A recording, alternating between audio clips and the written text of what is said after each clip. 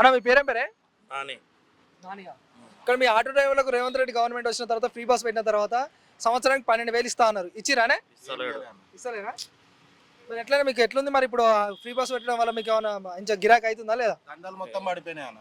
పడిపోయిందా మొత్తం? మొత్తం పడిపోయినాయి. పిల్లలను చాదలేక వయసు ముందు కూర్చున్నాం బాధలకు.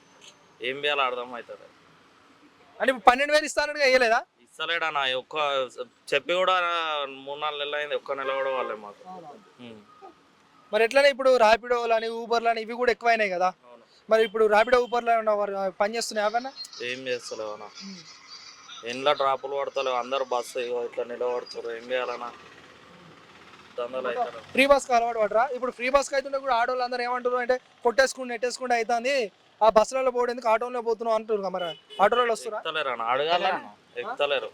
వాళ్ళు నిలబడి అర్ధగంట అయింది, ఎక్కుతలేరు. మరి ఎట్లుంది మరి ఇప్పుడు రోజుకు 500 1000 రూపాయలు వస్తున్నాయా? వస్తలేవు అన్న. ఈ రేవంత్ రెడ్డి ఎప్పుడు వచ్చిండో అప్పటి నుంచి వస్తలేవు. 500 ముఖం చూసి 3 రోజులు అవుతుంది అంతే. అంటే అప్పుడు రేవంత్ రెడ్డి ప్రభుత్వం ఉన్నప్పుడు మంచిగా ఉందా, ఇప్పుడు టీఆర్ఎస్ ప్రభుత్వం ఉన్నాక మంచిగా ఉందా? టీఆర్ఎస్ ఉన్నప్పుడే మంచిగా ఉండే అన్న. కేసీఆర్ కు 10కి ఎన్ని మార్కులు ఇస్తావా? 10కి 10 ఇస్తాం అన్న. రేవంత్ రెడ్డికి రేవంత్ రెడ్డి రేవంత్ రెడ్డి 0. కేసీఆర్ కి 10కి 10 ఇస్తావా? 10కి 10. కేసీఆర్ మంచిగా చేసిండా? రేవంత్ రెడ్డి ఏం చేస్తాడు? ఏం చేస్తలేడు.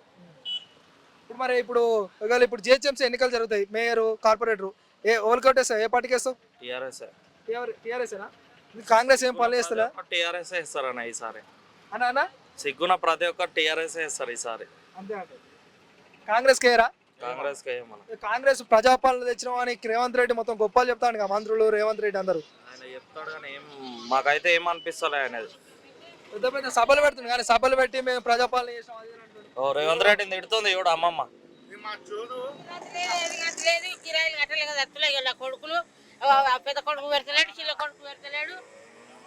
ఇందిరా మిల్లు ఇస్తున్నా అంటుండు అందరికి. ఇల్లు లేదు, ఏం లేదు, కిరాయిలు కడుతున్నాము, చేస్తున్నాము.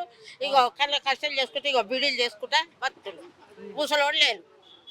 రేవంత్ రెడ్డి ప్రభుత్వం మంచిగా ఉందా, కేసీఆర్ గవర్నమెంట్ మంచిగా ఉందా?